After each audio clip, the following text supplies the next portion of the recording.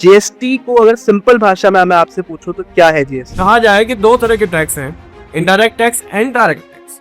तो आपको क्या लगता है कि जीएसटी क्या बचाने के चक्कर में लोग झूठ भी बोलते हैं, कुछ ऐसा बचाते भी हैं कुछ? टैक्सेशन ऐसी चीज है जो हमेशा क्रिटिकल रही है। जीएसटी आने के बाद हमारे जो टैक्सेशन सिस्टम्स हैं उसमें क्या ज्यादा चेंजेस आए हैं, मतलब या फिर सब कुछ सेम है? ये देखिए कि आप टैक्सेशन ऐसी चीज है जिसमें रिफॉर्म्स हमेशा आते हैं। चाहता हूँ कि अगर किसी बिजनेस ओनर है वो और उसको जीएसटी, पहला सवाल तो क्यों पता होना चाहिए उसे जीएसटी के बारे में? दूसरी बात, जो भी कोई भी एंटरप्रेन्योर अगर जीएसटी रजिस्ट्रेशन लेता है या उसकी लायबिलिटी होती है और उसको लेना है तो 2 लाख रुपए अगर वो कमा रहे हैं मंथली या 2.5 लाख रुपए मंथली कमा रहे हैं, उसमें से उनका 2 लाख या 2.5 लाख, 2 लाख या 2.25 लाख एक्सपेंडिचर है, यानी खर्चा है, और उनके पास 25,000 या 30,000 बचता है, मतलब सब कुछ हटाकर मार्जिन कम है, तो वहां पर वो जीएसटी पे करने के बाद खुद तो कुछ बचा ही नहीं पाएगा। नहीं, ये मिसकंसेप्शन है।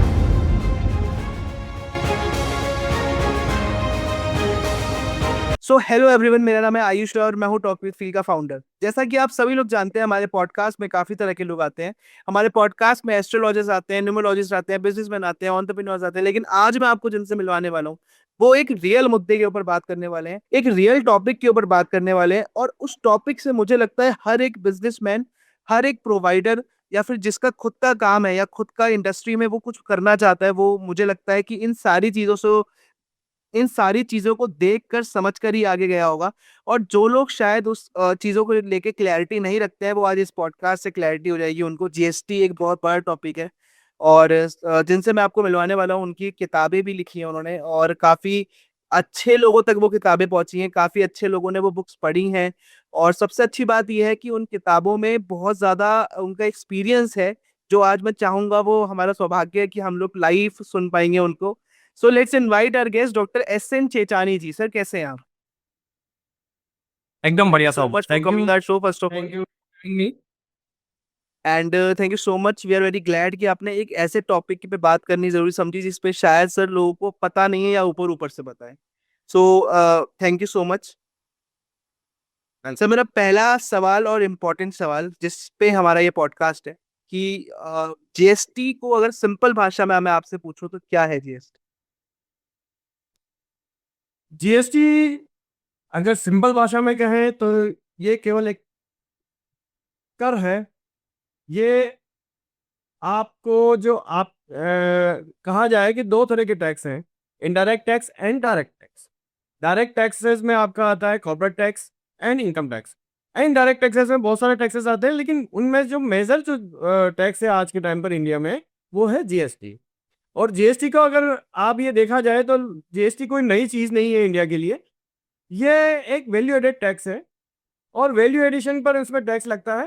पहले ये वेट के रूप में था, उसमें गुड्स पर अलग टैक्स लगता था, सर्विसेज पर अलग टैक्स लगता था। नाउ दोनों का कंबाइंड हो गया है, दोनों मिक्स हो गया है, दोनों का इनपुट एक दूसरे को मिल रहा है, तो वो जीएसटी है। एक नया फॉर्मेट है, इसको धीरे धीरे इंडिया में इम्प्लीमेंट किया गया था, एक सिस्टम के थ्रू इम्प्लीमेंट किया गया था। बेसिकली अगर मैं देखूं तो जीएसटी इंडिया में 1989 से है। अगर मेरी अवधारणा माने तो लोग सोचते हैं 2017 में है या 2005 में इसका फर्स्ट ड्राफ्ट बना, लेकिन 1989 से मॉडरेट वैल्यू एडेड टैक्स जब इंडिया में आया था, बहुत इनिशियल टाइम पर कुछ ही चीज़ों पर लगता था, कुछ ही मैन्युफैक्चरिंग और उन पर ही जो वैल्यू एडेड टैक्स का रिजीम आया था, उसी को धीरे धीरे चेंज करते हुए बाद में इसका एक प्रारूप हुआ सैनवेट, फिर इसका प्रारूप हुआ वेट, सर्विस टैक्स, देन 2017 में ये दोनों मिक्स होके जीएसटी बना। तो जीएसटी अगर देखा जाए तो केवल एक इनडायरेक्ट टैक्स है और कुछ भी नहीं है। और अगर मेरे शब्दों में कहा जाए तो डायरेक्ट टैक्स जो सामान्य लोगों के लिए होता है, दो तरह के टैक्स लगते हैं। डायरेक्ट टैक्स जो आम आदमी के लिए भाषा में कहा जाए इनकम टैक्स, जो उसकी इनकम पर लगता है, और जीएसटी जो कि उसके एक्सपेंडिचर पे लगता है। तो आप सरकार आपसे दोनों तरफ टैक्स लगती है, जीएसटी एक्सपेंडिचर का टैक्स है। ओके, तो अगर मैं आपसे बात करूं कि जीएसटी आने के बाद हमारे जो टैक्सेशन सिस्टम्स हैं उसमें क्या ज्यादा चेंजेस आए हैं, मतलब या फिर सब कुछ सेम है? चेंजेस तो काफ़ी आए हैं। चेंजेस तो ये देखिए कि आप टैक्सेशन ऐसी चीज़ है जिसमें रिफॉर्म्स हमेशा आते हैं। और बहुत सारे चेंजेस आए हैं। पहले अलग अलग स्टेट्स के अलग अलग एक्ट थे, अलग अलग उनका टैक्स रेट्स थी। पूरे इंडिया में कहीं अगर गेहूं पर टैक्स नहीं था, कहीं पर 4% था, किसी जगह और कुछ था, या कोई एक आइटम जो अगर आपने अभी एक मूवी देखी होगी, टाइटन पर बनी हुई मूवी देखी थी, अगर आपने देखी हो, तो उसमें एक घड़ियों का एक जो चोर बाजार से जो घड़ी बेचने वाला बंदा कहता है, वो कहता है मैंने ओरिजिनल बेची है, लेकिन ओरिजिनल घड़ियां बेच रहा हूँ, लेकिन क्या है कि किसी तमिलनाडु में आपकी सस्ती मिलती है और बॉम्बे में महंगी मिलती है, इसलिए तमिलनाडु से परचेज करके बॉम्बे की चोर बाजार में करता हूँ। तो वही वो जो प्रॉब्लम है वो सॉल्व करने के लिए, कैस्केडिंग इफेक्ट को भी चेंज करने के लिए जीएसटी लाया गया था। तो जीएसटी से काफी चेंजेस तो आया है सर। ओके। एक यूनिफॉर्मिटी सबसे इंपॉर्टेंट पॉइंट है उसमें। सर आपको क्या लगता है कि जीएसटी क्या बचाने के चक्कर में लोग झूठ भी बोलते हैं, कुछ ऐसा बचाते भी हैं कुछ, क्या ऐसा है? टैक्सेशन ऐसी चीज है जो हमेशा क्रिटिकल रही है। शायद भगवान राम के जमाने में, या मैं अगर आप कहूँ तो राजा दिलीप के लिए रघुवंश काव्य में एक पंक्ति है जिसके अनुसार ये कहा जाता है कि जिस प्रकार बादल समुद्र से इकट्ठा करके भाप इकट्ठा करके और पानी इकट्ठा करके फिर बाद में सभी जगह अलग अलग जैसे जरूरत के अनुसार सभी को समर्पित कर देते थे, वर्षा कर देते थे, वैसे ही राजा दिलीप धनवानों से या जिनके पास ज्यादा ऑप्शंस है उनसे कर वसूल करके और सभी को वितरित किया कर देते थे। तो टैक्स ऐसी चीज है जो कि हमेशा लोगों के मन में तकलीफ देती है, क्योंकि टैक्स क्या है, हमेशा आपको फाइनेंशियल साइड को प्रॉब्लमेटिक करता है, या उनमें से एक शेयर लेता है, और जो गवर्नमेंट का शेयर है वो लेता है। तो कहीं ना कहीं तो कुछ कुछ लोग करते हैं, कुछ लोग, मोस्टली लोग पूरा पैसा देते हैं, पूरा टैक्स देते हैं, इसी वजह से ये देश या पूरी सारी इकोनॉमिक्स चल रही है। अच्छा डॉक्टर साहब, एक चीज बताइए मुझे कि जैसे आप, मैं जितना जानता हूँ आपके बारे में, आपको लगभग 20 से ज्यादा साल का एक्सपीरियंस है, आपने किताबें भी लिखी हैं, मैं किताबों पे भी आऊंगा। मैं चाहता हूँ कि अगर किसी बिजनेस ओनर है वो, और उसको जीएसटी, पहला सवाल तो क्यों पता होना चाहिए उसे जीएसटी के बारे में, और दूसरा सवाल, अगर किसी बिजनेस का फॉर एग्जाम्पल 2 लाख रुपए अगर वो कमा रहे हैं मंथली, या 2.5 लाख रुपए मंथली कमा रहे हैं, उसमें से उनका 2 लाख या 2.5 लाख, 2 लाख या 2.25 लाख एक्सपेंडिचर है, यानी खर्चा है, और उनके पास 25,000 या 30,000 बचता है, मतलब सब कुछ हटाकर मार्जिन कम है, तो वहां पर वो जीएसटी पे करने के बाद खुद तो कुछ बचा ही नहीं पाएगा। नहीं नहीं, ये मिसकंसेप्शन है। ये हाँ। मिसकंसेप्शन है कि क्या होता है, जीएसटी जो से मैंने बताया ना, इनडायरेक्ट टैक्स है। जीएसटी आपकी इनकम साइड का नहीं है, आपके एक्सपेंडिचर साइड का है।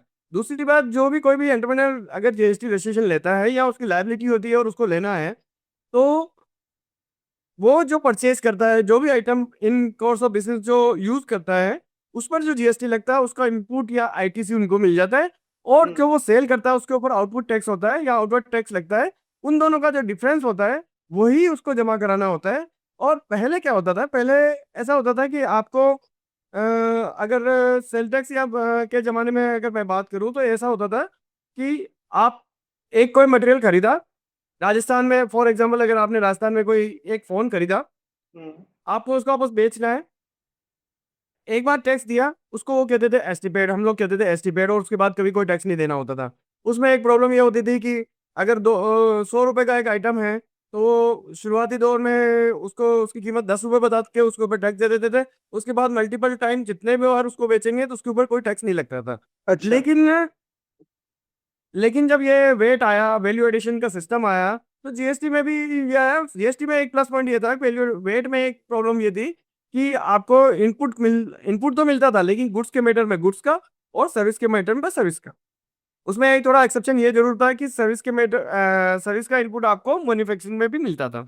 लेकिन जीएसटी के बाद आपको जितना भी इनवर्ड सिस्टम है, जितना परचेज करते हैं या कोई भी सर्विसेज आप अगर रेंडर करवाते हैं या किसी से मैन्युफैक्चरिंग करवाते हैं, तो उन सभी का इनपुट भी मिलता है। जो भी इनवर्ड होगा उसका सभी का इनपुट मिलता है, जो आउटवर्ड होता है उसके बीच में से जो डिफरेंस होता है वही टैक्स जमा कराना होता है। तो ये इनकम साइड का मैटर नहीं, ये एक्सपेंडिचर साइड का मैटर है। और ये इंपॉर्टेंट बात होती है कि जो सेल हो, सप्लाई, मतलब उसको हम लोग जो लैंग्वेज में कहते हैं सप्लाई, आपने सेल किया या किसी और जगह ट्रांसफर किया, उस पर भी आपको टैक्स देना होता है कैलकुलेशन करके, और आपका इनपुट है तो उससे एडजस्ट हो जाता है। ओके। अच्छा, तो आज के टाइम पे सबको जीएसटी के बारे में पता होना क्यों जरूरी है आपके हिसाब से, क्या इंपॉर्टेंट है इसमें? देखिए, जब आप किसी समाज में रहते हैं, हम्म।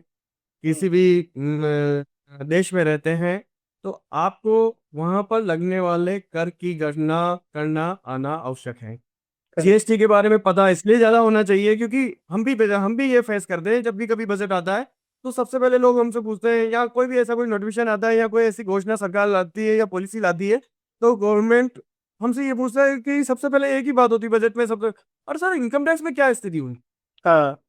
इनकम टैक्स में हमारी छूट कितनी हुई, या सही है वो बात है। कोई अलग से कुछ मिला क्या।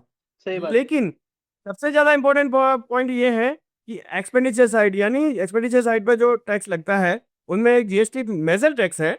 इनडायरेक्ट टैक्सेस में जो मेजर टैक्स है जीएसटी, उसका पता होना बहुत आवश्यक है, क्योंकि आपको अगर 28% पहले मोबाइल पे देना होता था और अब 18% देना होता है, इट मीन्स मोबाइल आपको सस्ते हुए। ये आपकी लाइफ स्टाइल पर फर्क पड़ता है।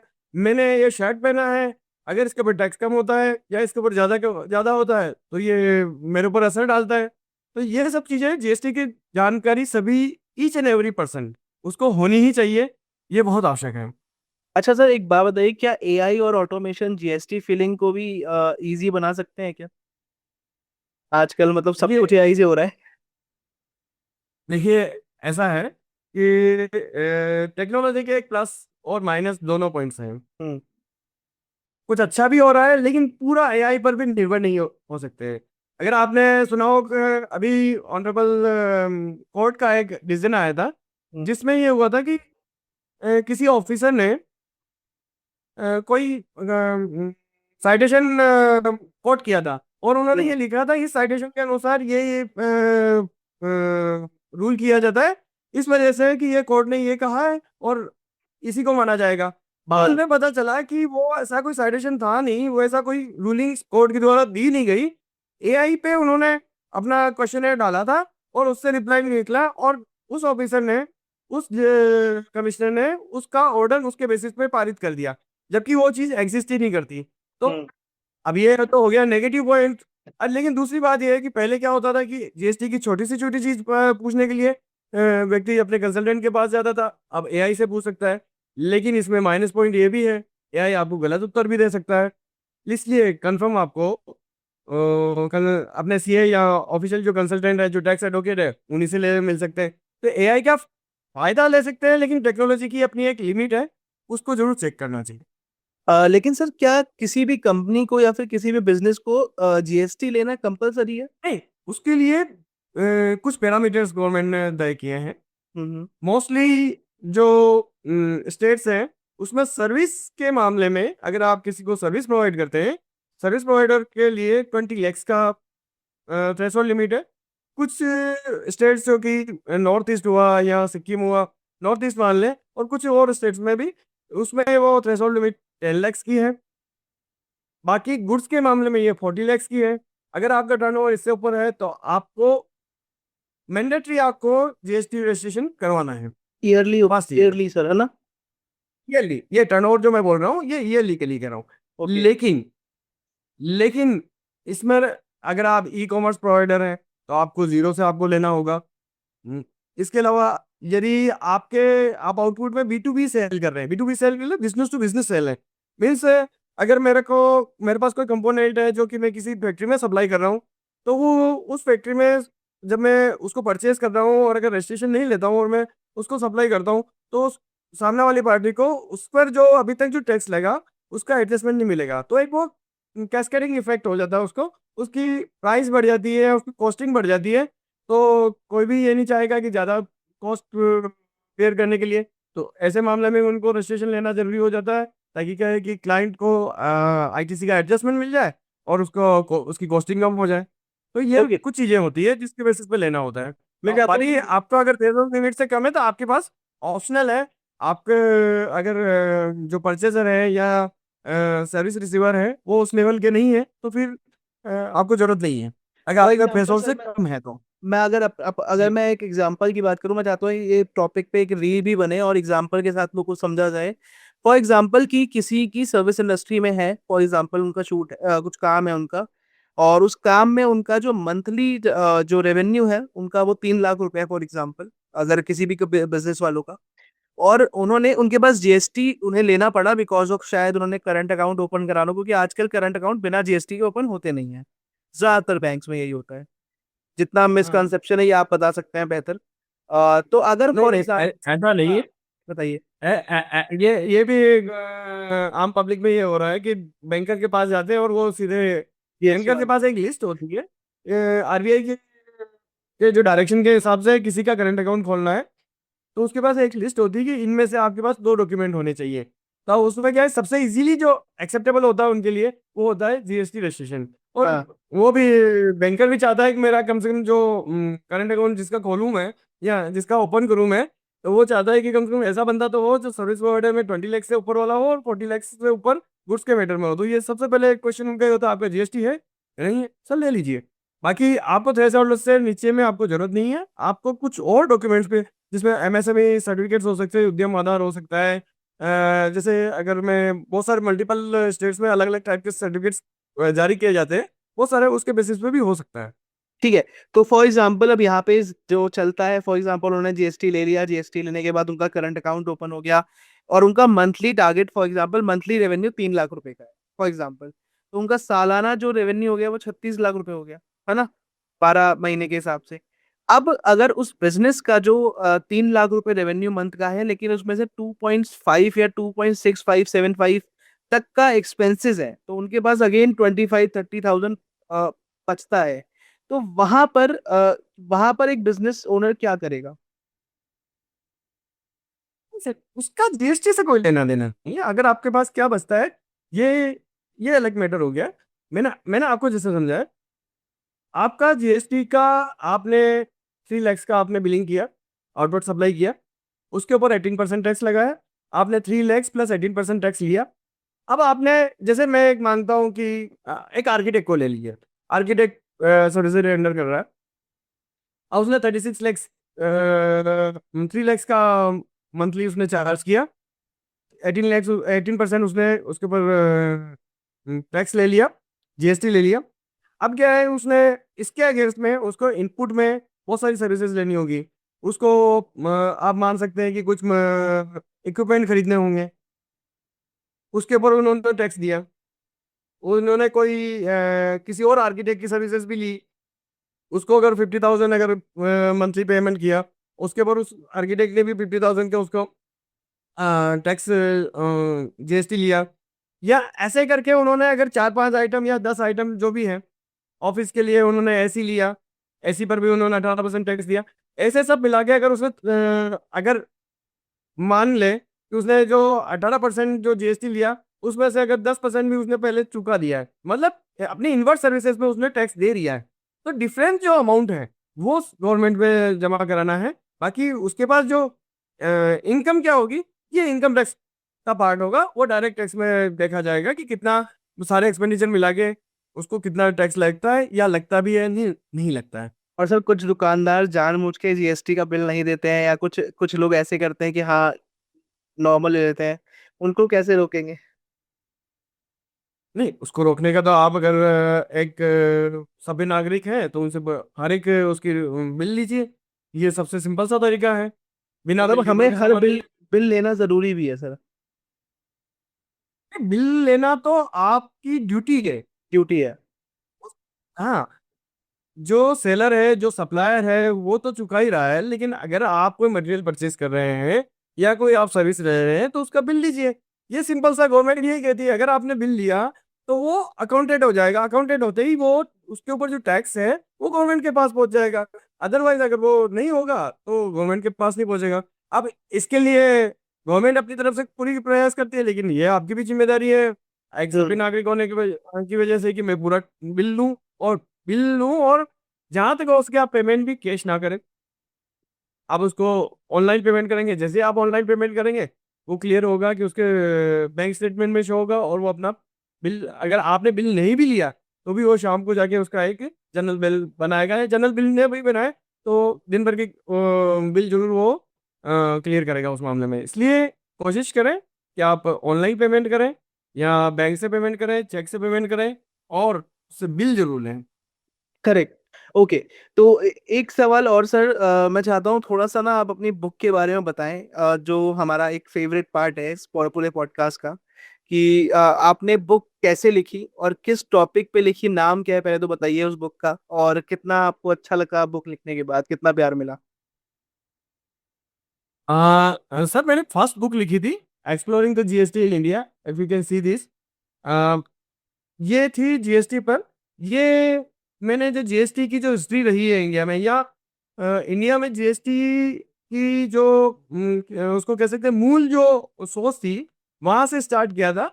और कैसे इम्प्लीमेंट हुआ इंडिया में, किस टाइप से इसकी जर्नी रही, धीरे धीरे धीरे धीरे 2005 से नहीं, ये जो कंसेप्ट था मैं बोल रहा हूँ 1989 से, मेरे विचार से 1989 से जीएसटी का कंसेप्ट अगर ओरिजिनली मैं मानूं तो ये है।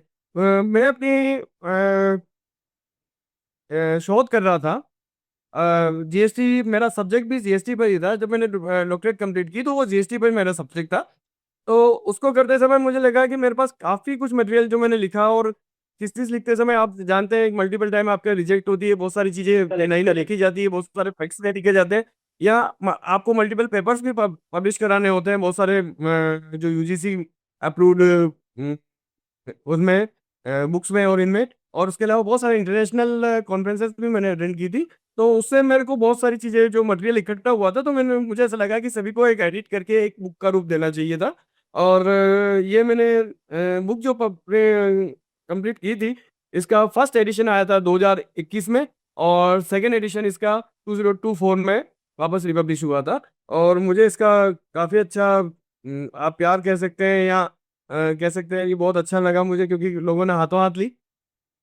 काफ़ी यूनिवर्सिटीज़ में, जैसा मुझे मेरे पब्लिशर्स ने बताया था, कि काफ़ी यूनिवर्सिटीज़ में उनकी लाइब्रेरीज में ये बुक पढ़ाई जा रही है। ऐसा पढ़ाई भी जा रही सर? पढ़ाई में जा रही क्यों, लाइब्रेरीज में है तो वो उनके क्या बोलते हैं करिकुलम का पार्ट है, रेफरेंस बुक के रूप में यूज की जा रही है। बहुत ही बढ़िया सर। मैं चाहता हूँ कि इस बुक में से कोई एक दो चीज बताएं आप जो आपका फेवरेट पार्ट हो, या सर जो लोगों को पसंद फेवरेट तो हो। आप कह सकते हैं, अगर पूरी बुक की वो जिसको कहते हैं ना कि इट्स माय बेबी, तो ये तो मेरा पूरा ही पूरा है। लेकिन मैं इसकी जो शुरुआत है, जो हिस्ट्री है, जो जेनेसिस ऑफ जीएसटी है, फर्स्ट फर्स्ट पार्ट, तो हाँ। फर्स्ट चैप्टर जो है, ये मेरा सबसे इम्पोर्टेंट रहता है, जो हिस्टोरिकल इवोल्यूशन है जीएसटी का। क्योंकि हमारे यहाँ जब भी बात करते हैं जीएसटी की, तो एक ही बात मानी जाती है कि सर ये 2017 में आया था और नरेंद्र मोदी जी ने लेके आए हैं। कुछ लोग थोड़ा सा और होंगे तो वो कहेंगे कि अरुण जेटली ने किया था, या उन्होंने ये कहेंगे कि एक जो कमेटी बनी थी, और वेस्ट बंगाल के जो फिनेंस मिनिस्टर थे वो उसके हेड थे। लेकिन मैं ये मानता हूँ कि ये जीएसटी जो इंडिया में आया, उससे पहले काफी देशों में आ गया था। इनफैक्ट ये माना जाए तो 7 कंट्रीज में भी पहले से आ गया था। और ये अगर बहुत सारी कंट्रीज में आज भी वेट के रूप में है, कुछ गल्फ कंट्रीज में अभी आज भी वेट के रूप में है, और लेकिन उसका प्रारूप लगभग लगभग अपने जो इंडियन जीएसटी जैसा है। कनाडा में ये बहुत ही छोटे रूप में है। और अगर आप कनाडा के अलावा देखें तो ब्राजील में इनका मल्टीपल है, हर स्टेट्स का अपना एक जीएसटी है। और अमेरिका का देखें तो उनका भी अलग अलग है। तो मेरे हिसाब से जो इसके फर्स्ट 5 चैप्टर्स है, वो बहुत इंटरेस्टिंग लगते हैं मुझे, क्योंकि ये एक जनरल जो परसेप्शन है उससे थोड़ा सा आगे आपको बताते हैं। सर बुक लिखने का क्यों सोचा आपने, मतलब अचानक से पूरा एकदम? नहीं, मैंने जैसा आपको बताया कि जब पीएचडी आप कंप्लीट करते हैं, या पीएचडी के जो प्रोसेस में रहते हैं, तो मल्टीपल टाइम आपको बार बार कुछ ना कुछ पेपर्स पब्लिश कराने होते हैं। कुछ कॉन्फ्रेंसेस भी अटेंड करते हैं। कुछ कॉन्फ्रेंसेस में जो अच्छे अच्छे ऑरेटर आते हैं, या जो लोग बताते हैं किस टाइप से लिखना चाहिए आपको अपनी थीसिस, या किस हिसाब से आपको काम करना चाहिए, या आपका जो गाइड है वो आपको करता है। तो उन सब चीज़ों में मेरे पास काफ़ी जो कह सकते हैं, अगर अपनी लैंग्वेज में कहे तो काफी मसाला इकट्ठा हो गया था। तो मुझे लगा कि इसको एक बुक का रूप देना ज्यादा बेहतर है।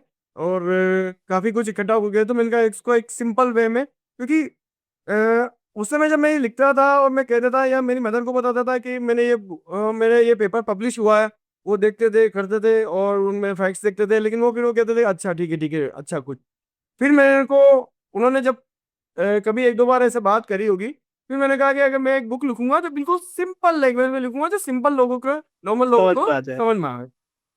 सही बात है। सर तो आपके बुक किन किन लोगों को पढ़ना चाहिए, मतलब मैं चाहता हूँ थोड़ा सा बताइए कौन है आपका जो एकदम real viewer. Every every Indian और नॉन इंडियन, ओके। जो इंडिया में जीएसटी का जो एक्सप्लोरेशन देखना चाहता है, वो सभी को ये बुक पढ़नी चाहिए मेरे विचार से। ये आवश्यक नहीं है कि ये कोई टैक्स कंसल्टेंट पढ़े। और ये बुक, कुछ लोग ये मानते हैं क्योंकि मैं, क्योंकि मैं टैक्स प्रैक्टिशनर हूँ, तो टैक्स एडवोकेट हूँ, तो सब लोग ये सोचते हैं कि ये तो अच्छा, ये तो सीए और एडवोकेट्स के लिए बुक है। नहीं, मैंने ये बुक स्पेसिफिकली जनरल पब्लिक के लिए लिखी है, जो ईच एंड एवरी पर्सन, कोई भी इसको पढ़ सकता है और अपने क्वेश्चन कर सकता है। अच्छा, जब भी कभी जीएसटी की बुक की बात आती है तो वो कहते हैं सर अभी तो चेंज हो गया, 2.0 हो गया। नहीं, इसमें ऐसा कुछ भी नहीं है। इसमें जो मेन फैक्टर है, जो जो मूल भावना है, उसी के ऊपर टिप्पणी है और उसी को एलोबरेट किया करके लिखा हुआ है। तो मेरे हिसाब से सभी को पढ़नी चाहिए। इसमें कोई स्पेसिफिक, जो भी थोड़ा सा भी इंटरेस्ट लेता है जीएसटी के या टैक्स का थोड़ा सा भी इंटरेस्ट लेता है, वो पढ़ सकता है। ठीक है। तो आगे आने वाले टाइम पे आप क्या लगता है आपको कौन से आपके अपकमिंग प्रोजेक्ट्स हैं जिस पे आप काम करने वाले हो, या फिर बुक्स चले आने वाली है बुक्स ऐसी। अभी एक प्रोजेक्ट चल रहा है मेरे पास। हम्म। अभी उसका, मैं ये कह सकता हूँ कि एडिंग अभी फाइनल हुआ, टाइटल अभी फाइनल नहीं हुआ मेरी तरफ से। हम्म। लेकिन ये अभी प्रोजेक्ट जो है, लगभग लगभग ये मान के चलिए नेक्स्ट मार्च मार्च 2027 से पहले कंप्लीट हो जाएगा। और हाँ। बाकी तो सर, बाकी अभी कोई और अलग से प्रोजेक्ट नहीं है, लेकिन एक बुक अभी पाइपलाइन में है और कंप्लीट हो जानी चाहिए मेरे हिसाब से 2027 से पहले। लेकिन निश्चित रूप से वो ना तो मतलब जीएसटी पे होगी, ना टैक्स पे होगी, ये कुछ और सब्जेक्ट पे होगी। जेनरिक होगी, कुछ नया मिलेगा वो हमें। हाँ। Challenging okay. होगी। तो डॉक्टर साहब मैं चाहता हूँ कि थोड़ा सा ना आप अपने लगभग इतने तजुर्बे के हिसाब से थोड़ा सा बताइए अपने एक मैसेज या कुछ, अगर मैं बोलूँ कि कुछ ऐसा जो संजीवनी बूटी टाइप हो, कुछ आपके एक्सपीरियंस के बेसिस पे हमारे जितने भी एंटरप्रेन्योर्स लोग सुन रहे हैं पॉडकास्ट, उनके लिए। एंटरप्रेन्योर के लिए एक ही बात मैं कहूँगा कि हम लोग, मैं मजाक में कई बार मेरे जो क्लाइंट्स हैं उनको कहता हूँ कि जब आपने स्कूल में एडमिशन ले लिया, आपने सोच लिया है कि मुझे ये पढ़ना है या हम्म। इस स्कूल में मेरे बच्चे को पढ़ाना है, तो उसके बाद आपको जो स्कूल के टीचर या एचएम है या उनकी जो गाइडलाइंस है, उसको पूरा पूरा एज इट इज फॉलो करना है। हम्म। तभी आपका बच्चा या आप जो पढ़ने गए हो उसको पूरा पूरा फायदा ले सकोगे। कहने का मतलब ये है कि आपको, अगर स्कूल ने बोल दिया है कि यूनिफॉर्म में आना है तो यूनिफॉर्म लेना है। हम्म। स्कूल ने बोल दिया है कि इस टाइप के शूज चाहिए तो उसी टाइप के शूज पहनने होंगे। करेक्ट। उस टाइप की बुक्स चाहिए या ये करिकुलम है तो उसी करिकुलम को फॉलो करना होगा। आप करेक्ट। अलग से नहीं जा सकते हैं। तो वैसे ही अगर आपने एक बार जीएसटी रजिस्ट्रेशन ले लिया है, आपको सारे कंप्लायंस पूरे करने हैं, टाइमली पूरे करने हैं। अगर आपने कोई भी कंप्लायंस में चूक की तो आपको हैवी पेनल्टीज, लेट फीस, ये सब फेस करनी होगी, और जो आपकी इनकम पर बहुत ही नेगेटिव प्रभाव डालेगी। सर कितना है जीएसटी जीएसटी जो है अगर आप पेनल्टी।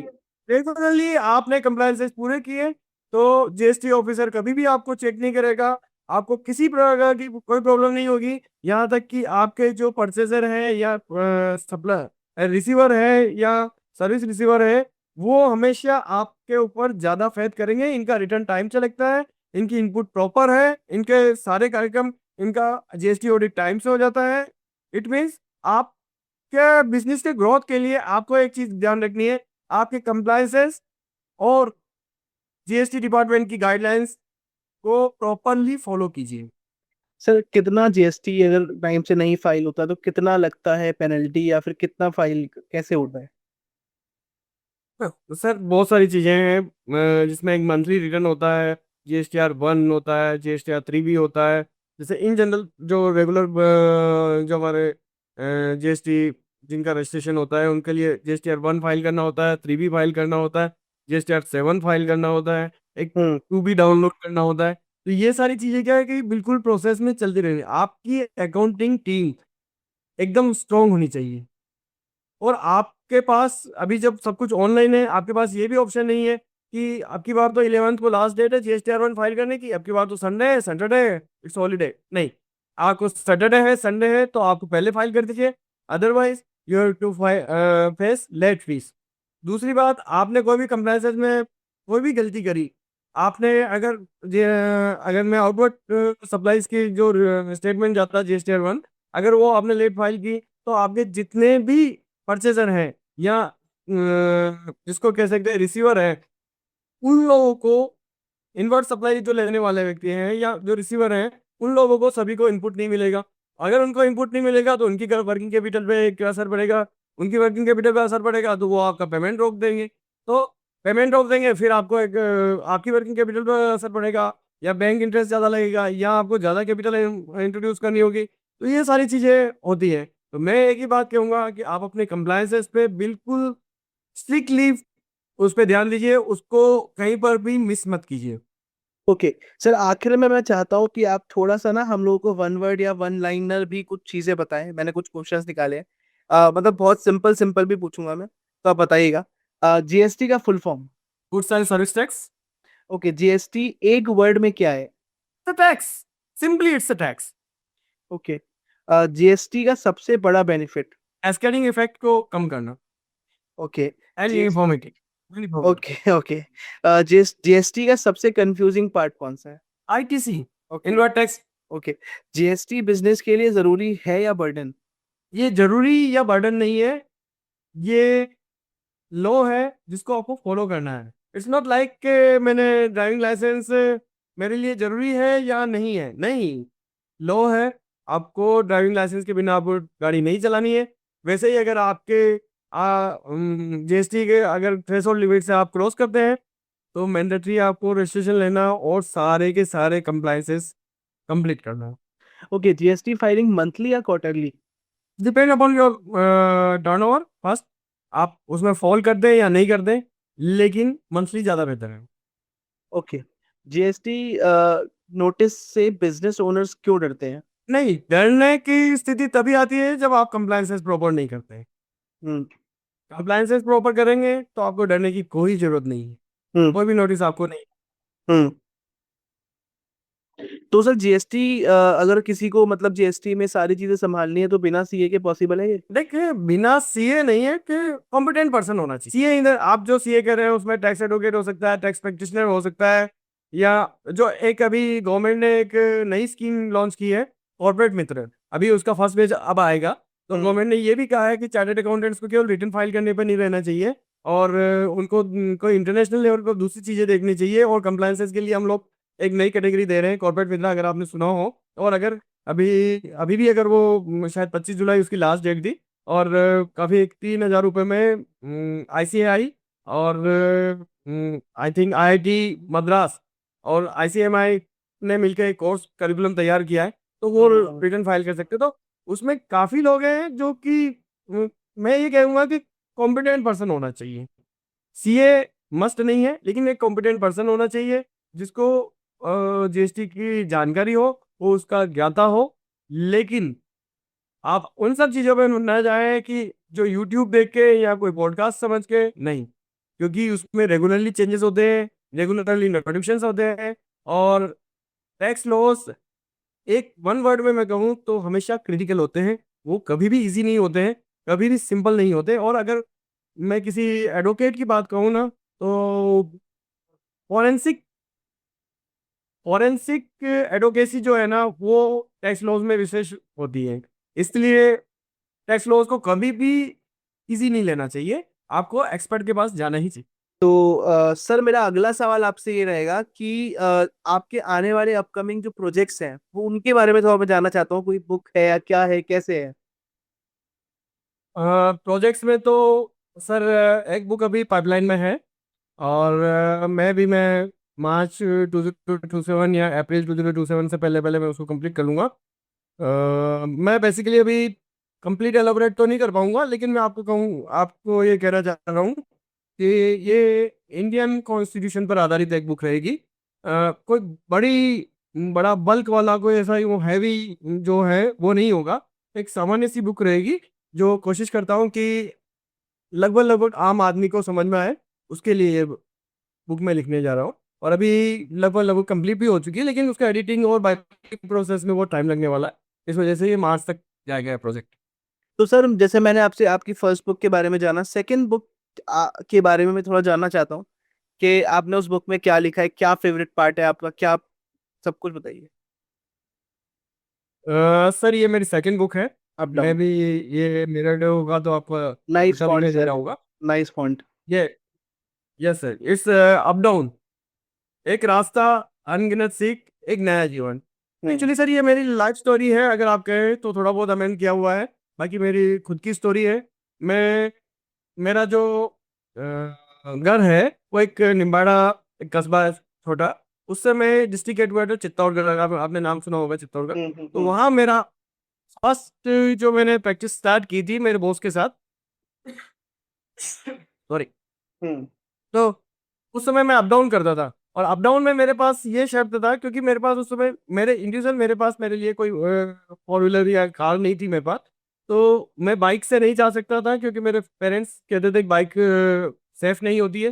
तो मैंने जब अप डाउन स्टार्ट किया, पहले प्राइवेट बसेस में गया, फिर जो रोडवेज की जो एसटीसी बस होती है उनमें गया, देन रोड में कुछ प्रॉब्लम्स आई, तो रोड जब एक्सपांशन हुआ या उसका कंस्ट्रक्शन का काम चला, तो उस समय की एक अलग चैलेंजेस थे। फिर कुछ टाइम हमने ट्रेन से भी किया, कभी शेयरिंग कार से भी किया, लास्ट हम्म। में अपनी गाड़ी भी लेके आया। ये एक पूरा प्रोसेस 2 डेकेड्स का है, लगभग 20 साल, जिसमें हम्म। मेरे को इमोशनल कह सकते हैं, इकोनॉमिकल कह सकते हैं, प्रोफेशनल चैलेंजेस, ऐस बहुत सारी चैलेंजेस, और बहुत सारे जो जिंदगी जीने का जो सुख था, मैं ये कह सकता हूँ कि it was a life between two star, जो ओके। थी वो, उसको मैंने कंक्लूड करके इस बुक में लिखने की कोशिश की है।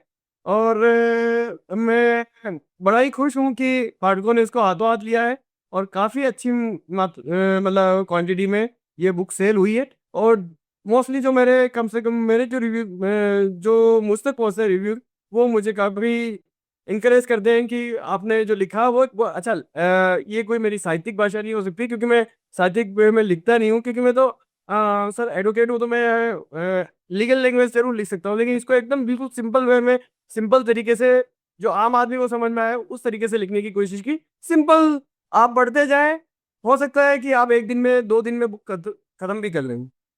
ओके। बहुत ही बढ़िया था, अगर इतने प्यारे से आपने लिखा है तो डेफिनेटली ये बुक पढ़ेंगे। मुझे आखिरी में ये बताइए, अगर किसी को बुक लेनी है तो वो कहाँ से बुक ले सकता है, या आप तक पहुंचना है उसे तो कैसे पहुंच सकता है।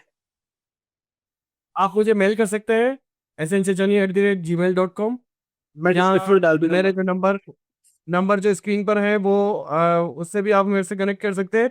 बाकी ये अमेजन, फ्लिपकार्ट और सारे जो मेजर प्लेटफॉर्म्स हैं सभी पर अवेलेबल है, आउट ऑफ इंडिया भी सभी जगह अवेलेबल है। तो आप जैसे चाहे इसको ले सकते, कर सकते हैं, और मुझे अपना रिव्यू जरूर दीजिएगा, क्योंकि वही मेरे लिए सबसे महत्वपूर्ण होता है। बुक की रॉयल्टी तो एक सेकेंडरी चीज होती है, अगर लोगों को पसंद आता है या कुछ ज़्यादा कुछ अच्छा करने के लिए बोलते हैं, तो एक इंकरेजमेंट मिलता है, और लगता है कि हाँ, कुछ और प्रोजेक्ट यही करने असली चाहिए। कमाई है, ऑफ कोर्स ऑफ कोर्स। बहुत ही बढ़िया सर। जी। Thank you so much for coming our show sir, first of all. And हम लोगों ने ये पॉडकास्ट, मुझे लगता है कि यूथ के लिए जो रखा था, मकसद जो था हमारा, कि चाहे वो एक बुक को पढ़ के हो और चाहे वो एक नॉलेज को लेकर हो, क्योंकि experience matters of course. So thank you so much for coming our show sir, मुझे बहुत ही ज़्यादा अच्छा लगा आपके साथ ये पॉडकास्ट कर और डेफिनेटली ये ज़्यादातर लोगों तक पहुंचेगा। और जितने भी लोग ये पॉडकास्ट सुन रहे हैं, आप सबसे मेरा नम्र निवेदन है, इस पॉडकास्ट को काफ़ी सारे लोगों तक शेयर करिएगा, क्योंकि मुझे ऐसा लगता है ये पॉडकास्ट सभी एंटरप्रेन्योर्स के लिए इंपॉर्टेंट है। और सबको ये चीज़ एक बार तो सुननी चाहिए। अगर हो सकता है वो बुक्स नहीं पढ़ पाते हैं तो एटलीस्ट वीडियो देखिए, और वीडियो नहीं सुन पाते हैं तो सर की बुक लीजिए। मैं अमेजोन और सबकी डिस्क्रिप्शन में लिंक्स डाल दूंगा। मैं सर की कॉन्टैक्ट डिटेल भी यूट्यूब की वीडियो के डिस्क्रिप्शन में डाल दूंगा। किसी को कुछ भी पूछना है या कोई भी कंसल्टेशन चाहिए तो please connect with sir. And once again thank you so much for coming our show sir, हमें बहुत ही अच्छा लगा। Thank you so much.